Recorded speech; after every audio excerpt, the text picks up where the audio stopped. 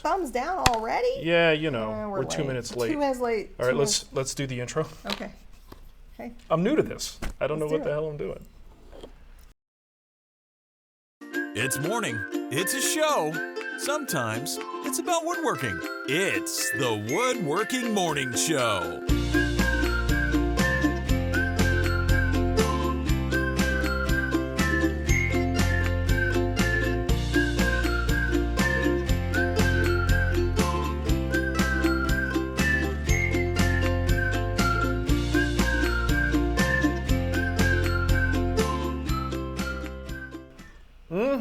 Hey, it's Friday. It feels like a Sunday. Yes, it does. Cheers. Cheers. We both have our mugs. Yep. Very nice. Good morning, everyone. It is the Woodworking Morning Show. I'm Mark. And I'm Nicole. And she's drinking coffee. That's what she do. That's what she do. We've got some really cool things planned for you today. Some cool stuff to show you. Pretty cool. Pretty cool. I want to thank some people who helped us out on Patreon. George Werner, Jerry Greenan, Patrick, and Marvin Williams. And if you want your name read at the beginning of the show, you can actually go to Patreon. It's not Patrick and Marvin Williams. It's Patrick Marvin Williams. So if you want to help out the show and get your name at the beginning of the show like that, also give a little bit of preferential treatment for your questions. Yep. Go to patreon.com/woodwhisper. It's like, how all these questions get a... I don't understand. What do I do? You go to patreon.com/woodwhisper. So you did a live watch party last night for the Slat bed, and there was somebody in there going, these questions are not live. And I responded, yes, they are. Yes, they are. Like, that's a bot. He's just delayed. So. Oh, it was all live. Well, speaking of the back slap bed, which is what it sounds like we say. The slat back. Back slap bed. Yeah. So it's the slat back platform bed. Yes. That is the last day. Today is the last day. 30% off. After today, it goes back up to full price. But if you get it now, the video's already there. I woke up this morning, I rolled out of bed even before I brushed my teeth and, combed this mess and up they're here. professionally captioned day one. That's right. So everything you need is there. We provide plans, the actual measurements for not just the king version, but also the queen size version. So if you want to build something a little bit smaller, we have the plans there for that. Someone had asked about sizing it for a twin. And, then you cut it in half, because that's essentially what a king-size bed is. Tommaso has a very, very nice comment for you. Oh, does he? Where's your? He's right there. Gotta say, okay, This is Tommaso. Gotta say, I like the Guild Project video. It's like watching an episode of the New Yankee Workshop. That's high praise, man. That is, yeah. Thank you, Tommaso. I appreciate that. G'day, Ness. Just wait. He'll jab you. He always. Oh, Well, maybe that was it. Maybe that was a jab. Maybe he doesn't like Norm, and he was just giving me crap about it.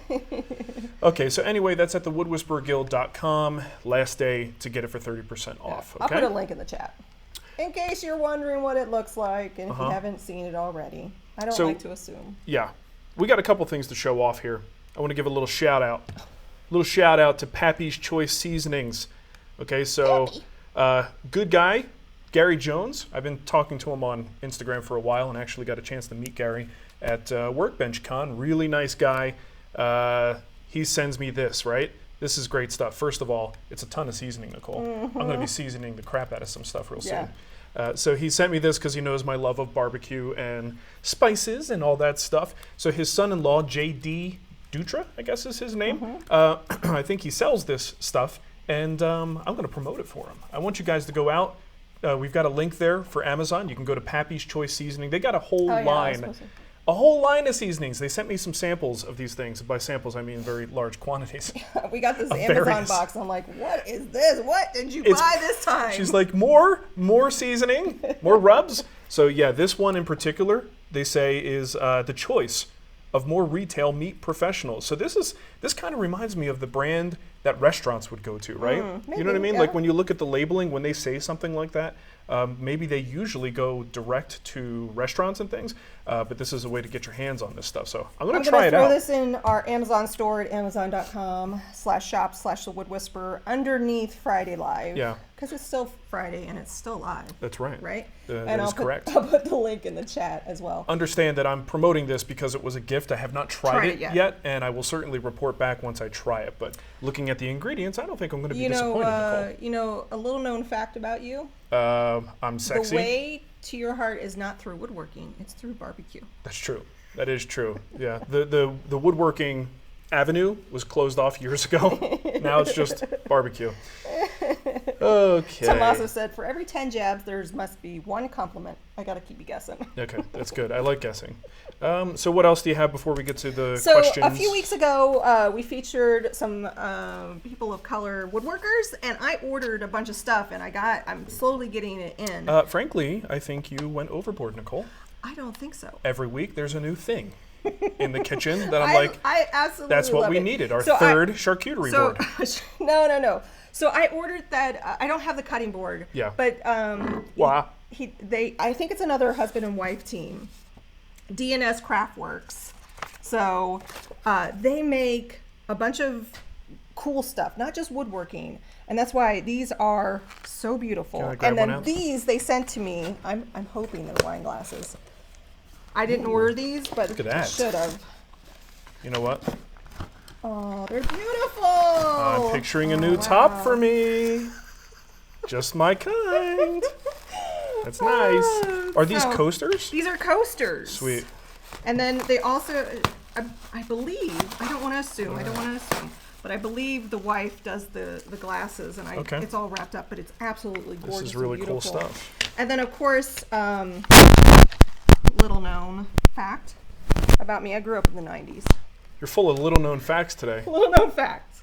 Me and my friend Susie would listen to Biggie and Dr. Dre when we would work out, and they had coasters, some Biggie coasters, so I had to order some Biggie coasters. That's great, Nicole. So he does a lot of laser engraving, and then this is another spoon that I can't get out of the bubble wrap for your mom. Oh, I got to cut that thing out. So the cutting board that I got from your mom said, Sweet. I murder vegetables here. Yeah. Or Lorna murders vegetables here. I saw that. I'll put a link in the chat as well as in the show notes to D&S Craftworks because they sell their stuff and it's awesome. It is awesome. Thank you for the wine glasses. It's good stuff. All right, should we get to some questions or you got more? Yeah. Get some questions. All right, so I'm grabbing these questions from Patreon. Nicole is going to be monitoring the chat room and she'll pull in live questions from the chat. It says my audio is unsynchronized. Refresh. Your mic fell off? Oh. Yeah, you guys are absolutely right. I don't think it fell off. I didn't even put it on. I don't think Nicole ever put the mic on. I didn't even put it on. She hasn't been doing this for very long, so you got to cut her some slack. So the camping trip messed me up. I feel so foggy and out of it. We took a one-day camping trip, right, because we're scared of our kids. So this camping trip is at a state park that's 15 minutes away. 15 minutes away. I didn't even have to get anybody to watch the dogs. Yeah. I would just make trips back to feed and deal with the dogs. And it was fun. It was a nice little getaway, but the Spags play it safe. Like, honestly, we probably could have just, when it comes to camping. we probably could have just gotten the same reaction by taking our tent and setting it up just outside our fence, like so we're a little further away from home. Yeah, that's the kind of camping we do. So it's all good. I hope, that whole thing. I'll tell you, camping in Colorado in the summer, I'm starting to learn, you're often going to confront the burn bans that happen just because it's dry, it's hot, that's what happens. And my feeling is, if I can't burn stuff while camping, why am I even there, right? I have to use propane. To be outside, to be in the wilderness, to go go out fishing. front if I want to be outside. No, to go fishing. Okay, the fishing, I'm there with you, though Okay. we didn't do a lot of that. Okay, Well, anyway. we have kids. Nicole, nobody cares about the family stuff. Let's get to Sure woodworking. they do. Yeah, sure. Ask a question. A couple of them do. Okay, Cole Mason wrote in. He says, soon I'll be putting the finishing touches on a step-back cupboard that I'm building for our kitchen. The majority of it will be painted white, and I want to ensure I put a protective coat on top of it. What's your recommendation for a clear coat on top of paint? Okay, I say this all the time. You guys should probably know this by now. I don't really do much with paint. Okay, so I'm not the best person to ask about this. There's lots of products I'm not aware of. The things I do are the things I'm comfortable with. So I'll do things like a tinted lacquer. And this way, if you tint with white, as you build up your finish, you've already got lacquer there, and your clear coat becomes that same finish just without the pigment added to it. That's a great way to do it. The other things you can do are, like you're saying, just regular paint and then top coating with something else. If it's water-based, stick with water-based. But I would actually check with the paint manufacturer, see if they recommend a particular kind of top coat or a very specific top coat. When you're sticking with something like General Finishes products, well, you just go to their General Finishes High Performance or their other, I forget what the other one's called, but stick with one of their top coats. So ask the paint person or wherever you get it and see if you can find what they usually recommend. Also confirm that you actually need to do that. Sometimes paints are durable enough on their own, especially if it's not a surface that's actually getting a lot of contact, maybe a back or a side. Things like that don't actually get much contact may not necessarily need a top coat, depending on what you're doing. So, but do a little bit of research, and I apologize for not really being well versed in paints. That's all right. You don't paint a lot. I don't paint a lot, Nicole.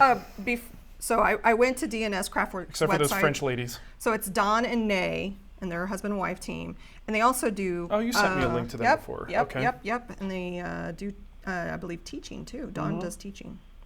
So there you go. Nay is a mommy DIY problem solver. Hey, my kind That's of lady. awesome. I like that. I like Me problem too. solvers. Okay, Araya Woodworks says, I visited a client who built a table out of stained alder. Let's see, filled the knots with epoxy. The table was stained with Minwax stain and clear coated with polyacrylic. After a couple of years, there's a white haze around the knots. Do you know why? Was it because I used oil-based stain and then water-based clear coat? You know what? I don't know. I really don't know. A lot of times a white haze is a sign of moisture, trapped moisture that comes out. So if let's say you spray a finish in a very humid environment, sometimes that moisture can get trapped in the film and then it leaves a white haze. I don't know that that's what's happening here. I really don't have a great answer, but I'm asking the question publicly. Maybe the chat room, somebody has experience with that specifically. An epoxy-filled knot after the fact, a year later, causing a white haze, whether it's trapped moisture or something else. I don't really know. Maybe somebody can help you, Araya. Okay, Jeff Barry says, Chuck Berry? No, the funny we've thing already is- done this joke. We did. We do it all the time. There was this crossed my mind, right? Because when I saw Marvin was one of the guys who we talked about on Patreon, Yeah. one of our supporters on Yeah. Patreon, and then I saw Barry, and I said, Marvin Berries. "It's your cousin, Marvin Barry." All right. We've been watching a lot of Back to the Future. It's streaming on Netflix right now, so I just put it on. And Whether or not it's on the TV, I kind of always watch Watch it in versions your of head. Back to the Future in my head, just constantly. Okay, Jeff Barry. He says, I want to make a sign/shelf for my son's room and planned on plywood. He says he's used it before, but he was wondering if MDF would work well since he plans to paint it. It's about 4 foot by 4 foot, flat and square, mounted to the wall, 3 shelves coming out of the square. Just thought that I'd see what you thought about MDF for projects like this. I don't like it, got to tell you. MDF is not something that I want on any kind of a weight-bearing thing like a shelf, right? Shelves want to sag. MDF doesn't really have any grain structure to it, so if you put it on a shelf, I mean, if we're just talking knickknacks, things like that, it might not be so bad. Knickknacks, patty wax, or giving a dog a bone. Give a dog bone. But at 4 feet, no matter what you do, even under its own weight, MDF can potentially sag over time. So I'm going to say, unless you're adding like a decent amount of reinforcement to those shelves, I don't think I would use MDF. It would not be my first choice. I would go, if you're looking to paint, you may go with something like poplar, a little bit more structural rigidity to it and takes paint just fine. I hear from a YouTube comment that oak is in the rainforest. The exotic rainforest oak. Yeah, someone said, I guess, on the painting cabinets video. The problem is that video is blowing up. It's almost at 300,000 views. Well, blowing up for us, Nicole. Yes, it's blowing up for us. It went viral, guys. It has a few views. It's gone past out of our circle. Yeah. So you're getting a lot of people idiots is what you're trying to say, Nicole. We're getting a lot of idiots. Like, oak is not in the rainforest. It's okay. We can call them idiots when they're not our general audience. Yeah, I guess. Well, that's what happens when you get a video that goes a little bit outside your circle. You just get like goofball, weird comments that make you go, what are you talking about? Just the comments that are coming in are just like, Nicole, calm down. It's just paint and wood. And it's also my mom's cabinets, so step off, home skillet, because who cares what you think about my mom's cabinets? Yeah, right. My mom loves them. That's all that matters. I've come to realize that most people need a journal and not the internet. Well, yeah, for the their thoughts. internet has become their journal, and it's like, no, you should never be talking about this publicly. If you have to get this off your chest, open a little leather-bound notebook. That's true. Well, there goes our whole career, Nicole. The business just tanked. It's purposeless. Hey, don't do, what is it when we say to the kids? Don't do Yeah, as I... do as I say, not as I do. Kids. We're the worst. We're the worst. Okay, Greg Roberts says, I've been asked to make a bed for a friend. They want it to be farmhouse style. The client does not want to spend the money that it would cost to make it out of walnut, but they do want that color. So the plan is to stain it to look like walnut. My question is, what type of wood would you use, ash or poplar or something else, since I will be staining the wood, and what type of product would you use to stain? Thanks so much. Love the show. Love the guild. Glad to be a part of it. Yay. Well, we are glad to have you. All right, I don't know where you're located, but a good chameleon wood that I like to recommend is alder. You can make alder look like alder. You can make alder look like cherry. You can make alder look like walnut, right? It's not going to be perfect, but I think it's a pretty good match.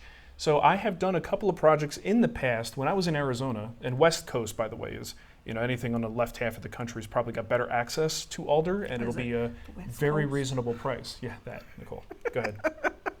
Let's get some gang signs going. The biggie talk is sure. influencing Here, me. would you like one? Just so you can hey, I look use at your boy. my biggie coaster. So yeah, so oh no, he was East Coast. I really like how could you even make that mistake? No, Tupac was West Coast. I have no idea what you're talking about. All okay. Right. Sorry. Sorry, I'm kind of distracting him. So yeah, alder is going to be my recommendation. Let me show you a couple of pictures that are examples. All right, so that is a entertainment center, and alder That turned out beautiful. Alder was really popular in Arizona, probably still is today. That was sort of a naughty alder entertainment center.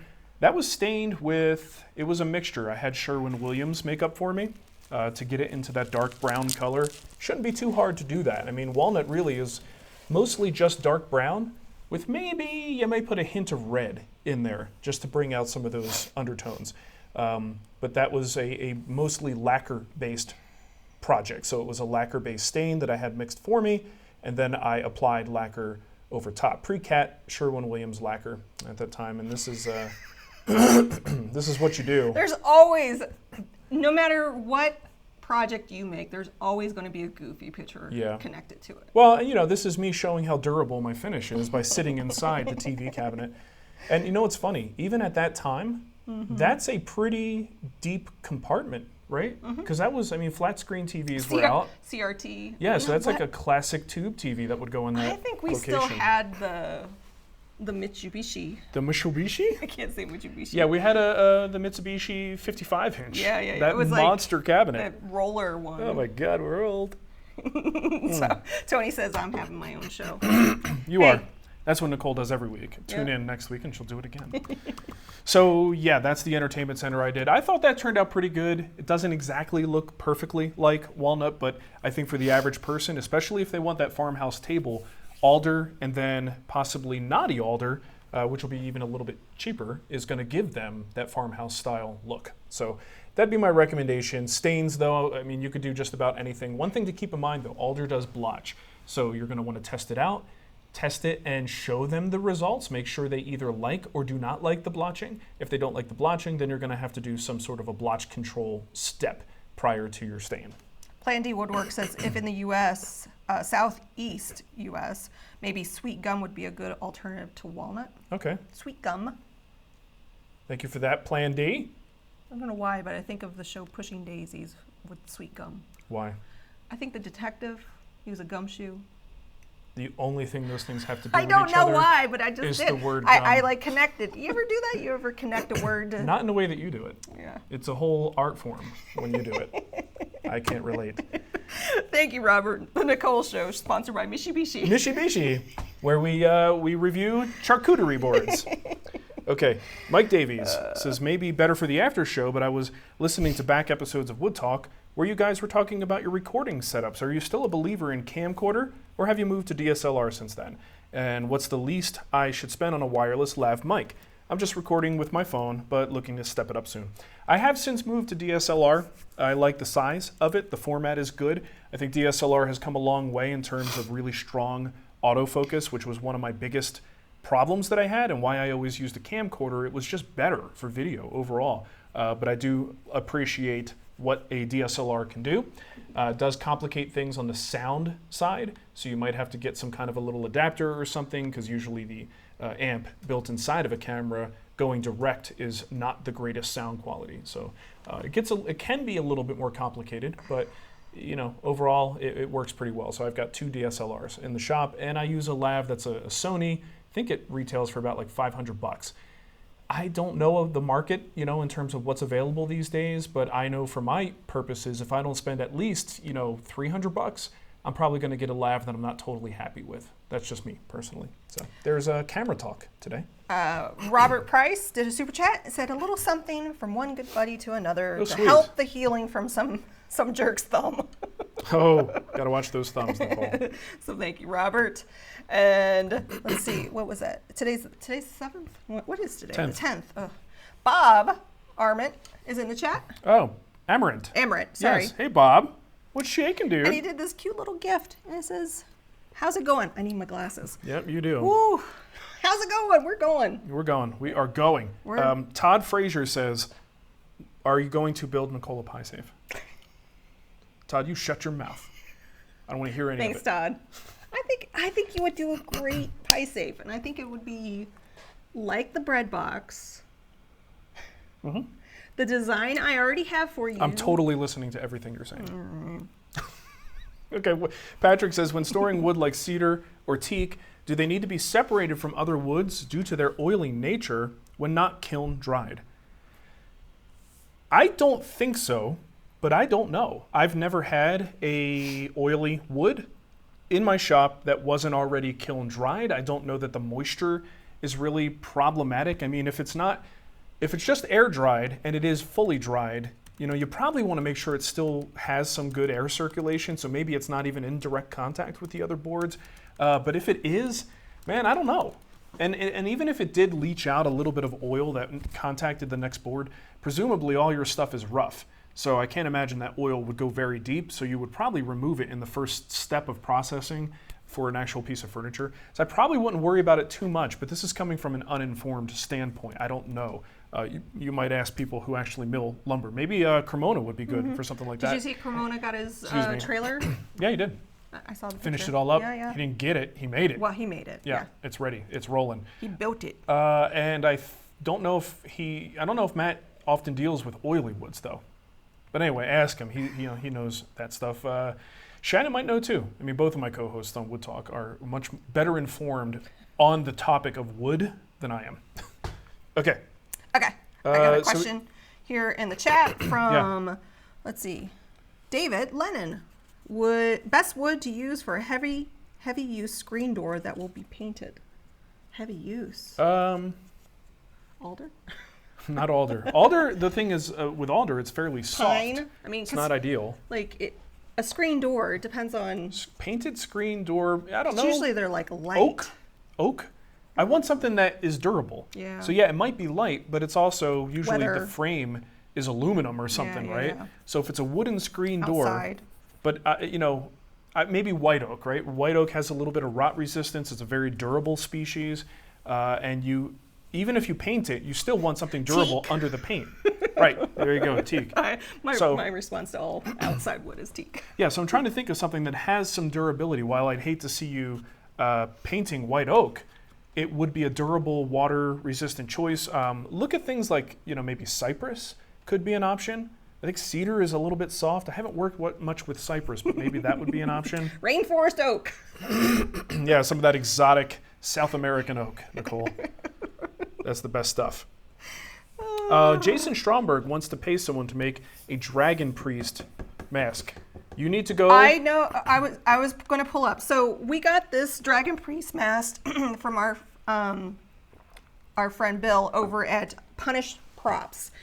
This was 6 years ago. That's a long time. I didn't realize it was that long ago. Yep. I'm going to put a link because he actually used to sell them. I don't know if he sells them anymore, but reach out to him. He might have some that he can. Or at the very least, even some kind of resource for you to either make one or have someone else make one. Lots of prop makers would probably want to build something like that. Punished Props, if you're interested, so like I'm a big Fallout, he made me a Pip-Boy. Like he's so all kinds of geeky video game related props and stuff. So Punished Props is the YouTube channel. Bill's the man. Hey, they're here. Ah, look, Bill's here. How did that happen? So you guys have some really good software. To be like, yes. Yes. They poke their head out of the hole. There's Bill! Yeah, so Bill's here. Ask Bill about the the dragon priest mask. So that's Jason Stromberg who wants your dragon priest mask, but he's not getting ours. Yeah, you can't have mine. No. It's already screwed to the wall. He says we don't have any more, but I'm sure Etsy has many. Oh, there you go. Well, good deal. Anyway, Punish Props. He taught everybody how to make them. Yeah, Punish Props is pretty fantastic. Go over there and check out Bill's videos. Aw, Bill. Okay, Ian Gagnon or Gannon. I don't know how to pronounce it. Let us know, Ian. I'd love to know. But it's a G. I don't know if you just roll the G into the end. Gannon? Like Gannon or Gagnon. Gagnon. I don't know. Gannon from Who knows? Zelda. He says, Happy Friday from Australia. Recently purchased my first jointer, cleaned and waxed the tables before using, but I'm finding that after 6 to 8 cuts, my work gets stuck or bogged down as it passes over the knives. Straight, not helical. Taking a shallower pass doesn't seem to help. Re-wax helps for a few cuts, then it happens again. Something I'm doing wrong or poor setup? Thanks in advance. This is a little tricky for me to diagnose without seeing it. Sometimes things get caught up because of friction, certainly. And, not all the materials are created equal. There are some, I've seen some tables on power tools that have kind of like, how do you describe it? It's not totally smooth. How do you say? Not smooth, right? So, and no matter how much you wax it, you still have a little bit of friction there that can, kind of bite you in the butt. So I don't know what material it's made from. I don't know any of that information, but keep waxing it. Of course. This is the I don't know show. Yeah, no, third question I had to say, I don't really know. Go through the calibration process again, just make sure that nothing weird is happening. But the fact that you get a few good cuts and then it starts to diminish after that point makes me feel like, yeah, the calibration is probably fine. This does really sound like a friction problem, especially if it's not something that you're catching on, right? It's just, the amount of friction as the piece goes over the jointer. So maybe try a different wax product. That might be something you might want to, try a spray if you're using paste wax or vice versa, depending on what you're doing. But do you got a pair of scissors? Nope, not on. You got a knife? No. You got anything sharp in this wood shop? Well, Nicole. Give me one of your chisels. Here. Let's use a. I just want to slide it open. Okay. And it's Gagnon. Gagnon. Gagnon. That's what I said. Gagnon. Okay, Gagnon. He does roll it. Y-O-N. And combine it. I got a question. Go ahead. From Brandon B. Doing miter saw drawer fronts. When I went to screw them in from the inside, the bottom would teeter out and misalign with the frame. It seems the screw heads dig into the ply instead of the front. Help! I'm sure he didn't say it like that. Maybe try a different way. I mean, that one sounds like something maybe.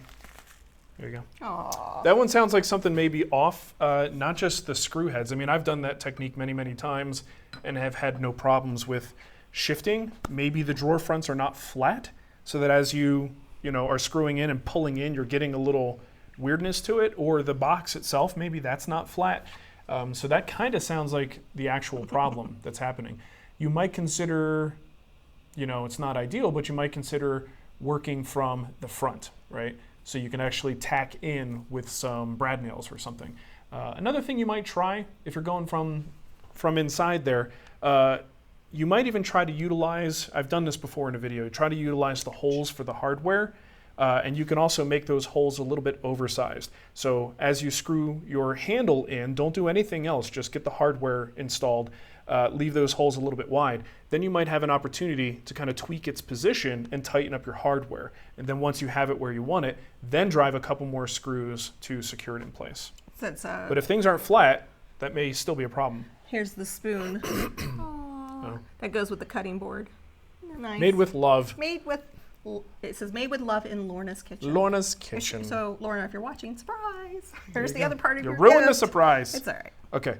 Audrey has a question, Nicole. Audrey. Thinking about adding a slight curve to the long sides of the apron for the gaming table build so that it would look more like the prophecy table made by Wormwood, but I'm unsure how to deal with joining them to the legs at each corner. Have any suggestions for how to handle this?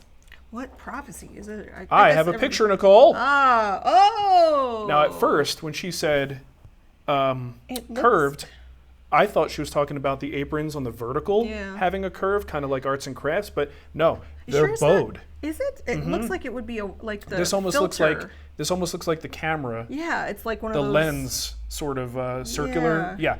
But everything I'm seeing, I'm pretty sure this just has a very slight curvature where it bows out on each side. Interesting. Which means that your apron is now hitting your leg at an angle. And this is where she's hung up. Yep. This is a very common thing that you will find in chair building. A lot of times you have, a part coming in for the side into the back, and that angle is not perfectly 90, and it kind of muddies the water.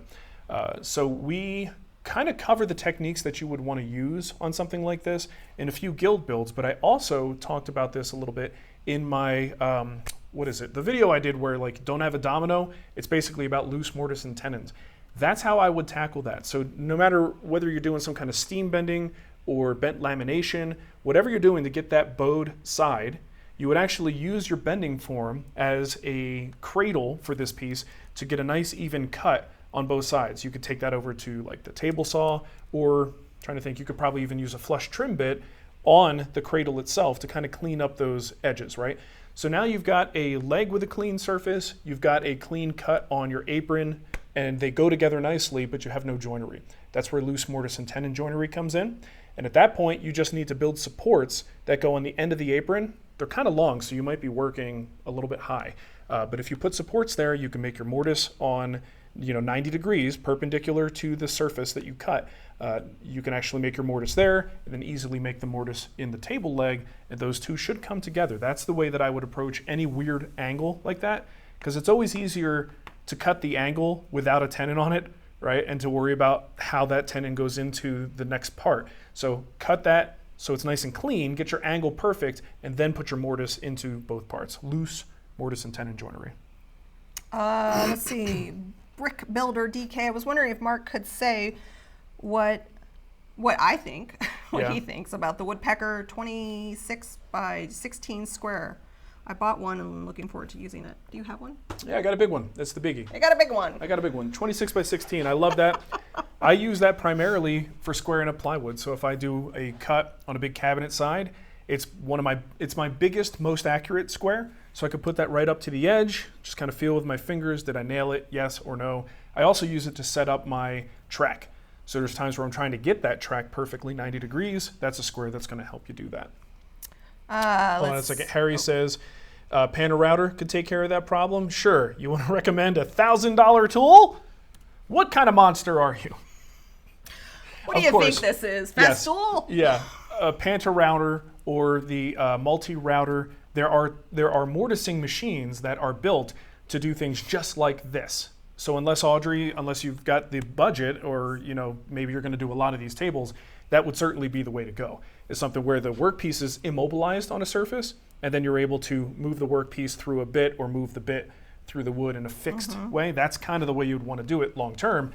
But if this is a one-off build, don't go buying something like that just to make a mortise. You can use your router. So I was frazzled this morning. Oh, you were? Yeah. I had no idea. I was oblivious. Didn't put on my mic. So I forgot to mention that this weekend, our friend Connell at Right-Handed Creations, we mentioned him last week, let us know that there is a huge auction happening this weekend on Instagram. So if you follow the hashtag Artists for Allyship, you're going to see a ton of products. I don't know if DNS is going to be putting some stuff up, but you're going to see stuff happening over this weekend. So if you bid on any of these, it's just artists who are standing with people of color and supporting different organizations. To support everybody. The dude that made me aware of this? Connell. From Trenton. Yeah, I know. I've told you this like 5 times. But we have conversations about places and people and he's such a nice person. And high schools that we didn't want to go to, that type of thing. So I'm going to put a link to his tweet. You can just click the hashtag and see. There's already some really cool stuff already up for auction, and today's the day it starts, and then it happens throughout the weekend. That's great. Look at those cute little hedgehogs. I kind of Ava would love those. I kind of want them. So I think we need a set of shirts. We should start doing couple shirts for this show. Okay. And yours will say frazzled, mine will say oblivious. And we just wear them together. Can we do that? Sure. Okay, sure. Adrian wrote in and says, finally got a Festool Domino 500. Used and paid way too much. Which size domino would you recommend I buy for general purpose dominoing dominoing. I will be making some hardwood maple door frames soon, and I figured I would be able to use it. At least that's what I told my wife. Okay. It kind of depends, obviously, the size of the doors, the size of the parts, all this stuff. If it's a little bit thicker, then you can go thicker. You want the biggest one that makes sense. What I have here, this is actually not the birch kind. This is the Sipo version. This is an 8x50. I think for a cabinet door, an 8x50 is a pretty good size. You can go with an 8x40, but I do like the extra depth of penetration that you get with an 8x50. I think if you go any thicker than this, if you go like to the 10 millimeter size, it's starting to get a little bit questionable in 3/4 inch stock. So that's why I like the 8 size the best.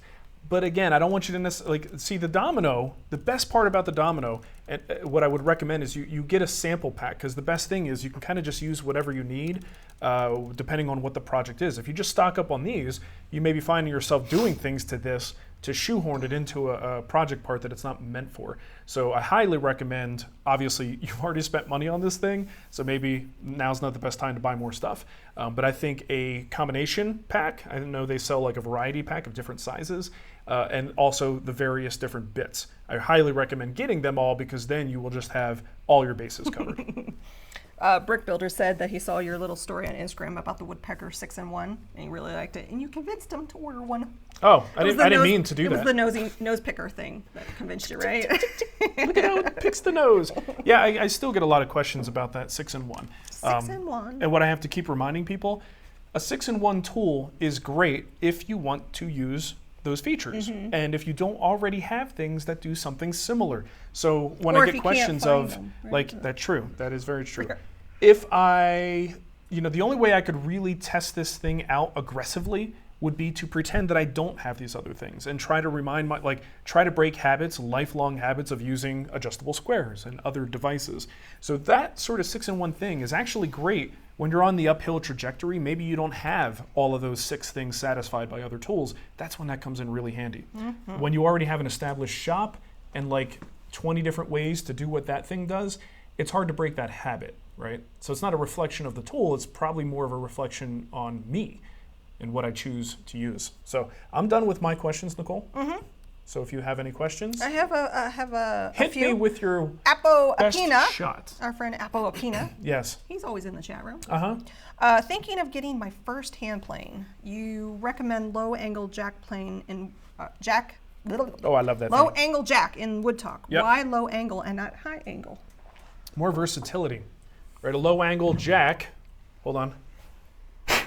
See how much I use Thanks it. for not blowing it that way. I thought about doing it, but then I didn't want to get those emails. I would be sneezing. You have no respect for your wife. Okay. Low angle jack. Number one, a jack plane is a jack of all trades. It's a length that's good for flattening tasks, but you can also use it for more aggressive things. You can, do an edge on it really nicely, and you can do some smoothing with it. So it's kind of in that in-between, jack of all trades, master of none sort of thing. But a low angle plane doesn't have a frog in there that's dictating how the blade is sitting. Why do they call it a frog? Probably because it tastes like chicken. So when the blade sits in here in a traditional plane, it's going to be beveled down. So the only thing that's going to change the angle of approach is the frog. That is the piece of material, the gear thingy, the hoochie moochie that sits under the blade. And you can get a high angle frog, that'll change the angle, but nothing you do to this blade will change the angle of attack as it hits the wood. That angle is something that can affect how the plane works. So if you're using it on a really temperamental wood or something that's just fighting you back, you might want to go toward a high angle, right? So a low angle plane allows you to have a couple different of plane irons, each one ground to a slightly different angle, 30 degrees, 50 degrees, whatever it is. And because your bevel is up, that angle now does impact how this tool performs when it hits the wood, right? So it's versatility. Some people don't like it because the plane is a little bit lighter, but if you're a beginner, it's much easier to adjust. There's fewer things to screw around with. And buy yourself a couple of plane irons and you're gonna have a really versatile hand plane. So that's why I usually recommend this. Shoemaker Woodworking wants to know if it's good for figured wood. Yes. Good for figured. So if you go for like, a really nice high angle, I think I've got a 50 degree blade is in here. If I have something super temperamental that wants to tear out a lot, you just increase that angle and it's a lot more forgiving. David Chavez says, what about getting the Japanese plane? What is the difference between American and the Japanese plane? Do you have a Japanese plane? No. Japanese planes, most of the time, are going to be wooden bodied. They are intended to be pulled and not pushed. So you're going like this. A lot of times, ergonomically, I think the Japanese do things the right way. But habitually, as a Westerner, a lot of us do things the way we were taught to do them. Brute force. So I think if I'm planing something, if you just think about it, your back muscles, generally, your ability to pull that's using your biceps and your back, you're stronger this way. So if you're pulling a plane through, you actually should get less fatigued than pushing away from you, right? Makes sense. Which is putting more stress on your wrists, excuse me, on your arms, on your chest muscles. So Japanese planes are meant to be pulled, and they are a little bit, there's a more learning curve, I think, there. Excuse me, geez, it's a bad morning. Drink some water. Because you don't have the advantage of all these little gadgets on top of a Japanese plane. A lot of times you're using a little hammer and a wedge, right? So the wedge dictates how strong it's holding that plane iron in place, and then you're giving little taps either to the body or to the plane iron itself to move it around. It's a little more fussy. But if you're into it, if you like Eastern style tooling, they're super fun. I just don't happen to have any. Okay. Jeez. Let's see. Is this a question? David, I should probably check Patreon again. David is a patron. Okay. He said, should you really do a lot of woodworking when it's humid outside if you don't have any way to control it in the shop? Oh, and my last name is pronounced Blado, like Play-Doh. Oh, nice. Play-Doh. That's a great name, there then. you go. That's a personal choice. I mean, depending on what you're building, depending on the condition of the wood, depending on the humidity for where that piece of furniture is going to go, these things all play into it. And there are certain things that I just wouldn't do. So hypothetical, if I were building in a very, very humid climate, what's a humid place? Austin, Texas? Is that humid, Nicole? Mississippi? Yes, Florida. Florida? Florida's like walking in water. It would be very risky to build a piece of furniture in that environment and then ship it off to Denver. Bad things will happen, most likely. Even if you allow for wood movement, you could still have problems with panels just going wonky on you. So presumably, if it's humid in your shop, you probably, even though you may have the air conditioner on, you probably still have more humidity inside your house than I have in mine. So it might not be that bad, but this is a numbers thing, and it's a time of year thing. So it's a little bit hard for me to say, yeah, just stop woodworking until it dries out a little bit. I would hate to see you do that, but that would be the safest course of action. But you got to know more about what the wood is going to do, how much change it's actually going to experience when you take the wood into the house.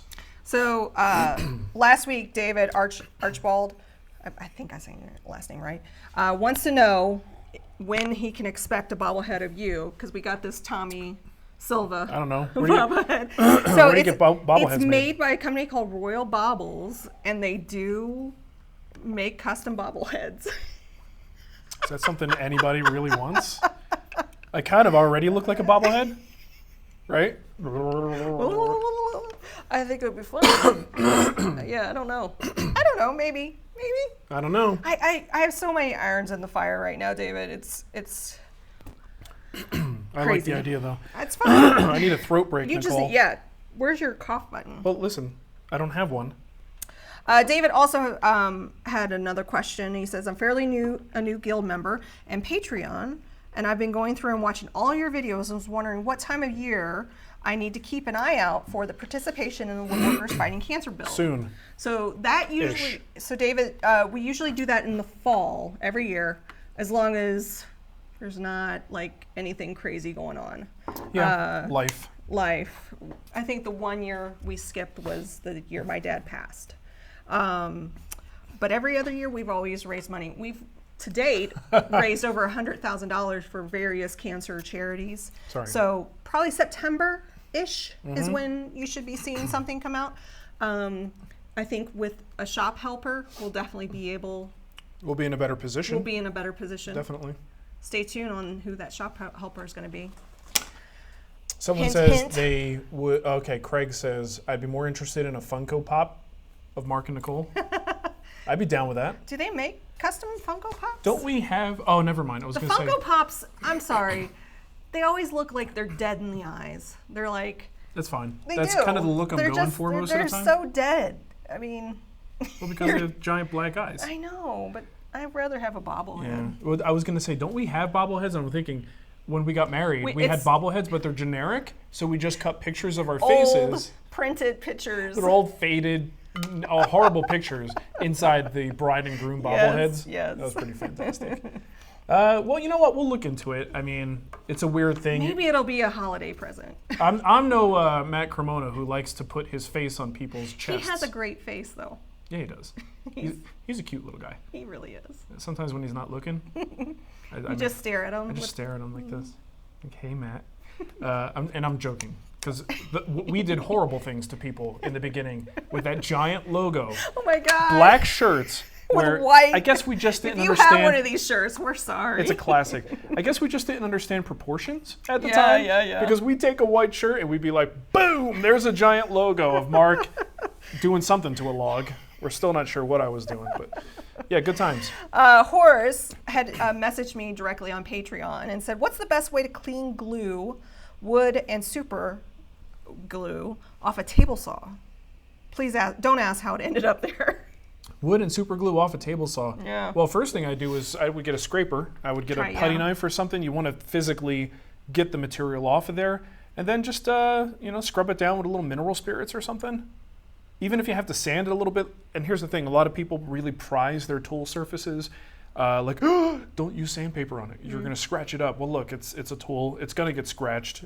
Rust marks become like tattoos on cast iron. A tattoo. A tattoo.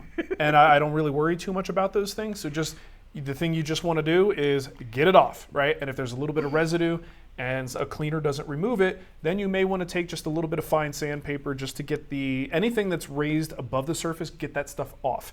And yeah, you're going to have a mark there. What was the last question you had on Patreon? Was it from Audrey? I don't know. I deleted the document already. Oh, jeez. That's what I do, Nicole. I'm very efficient. So you did Ian. Yep, I did Audrey's. Audrey. I did Adrian's. Okay, we're we're caught caught up. Oh, well, there you go. Oh, you sound like Rachel.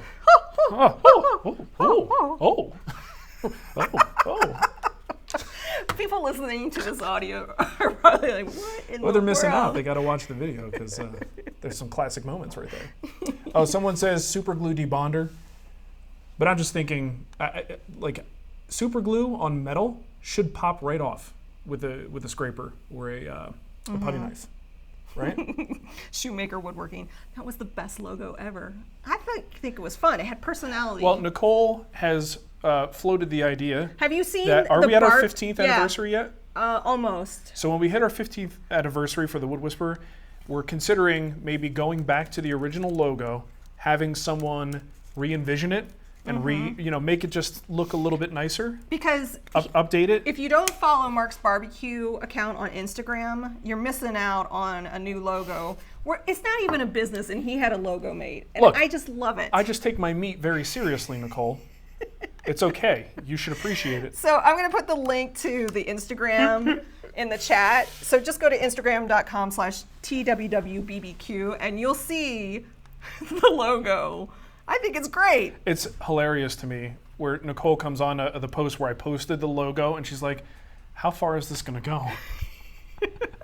My buddy Tyler's like, as far as it has to. Yes. As far as possible. As far as Yeah. I'm like, what? this is my the way I handle the kids. Fine, just Whatever. Don't get hurt. Don't get hurt. Don't hurt anybody else. It'll be fine.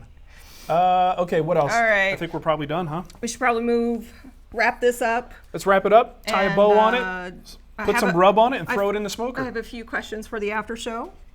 Yeah, and I just want to say, if you are listening to the audio, what Nicole just posted there was my barbecue account that I started on Instagram. Yeah.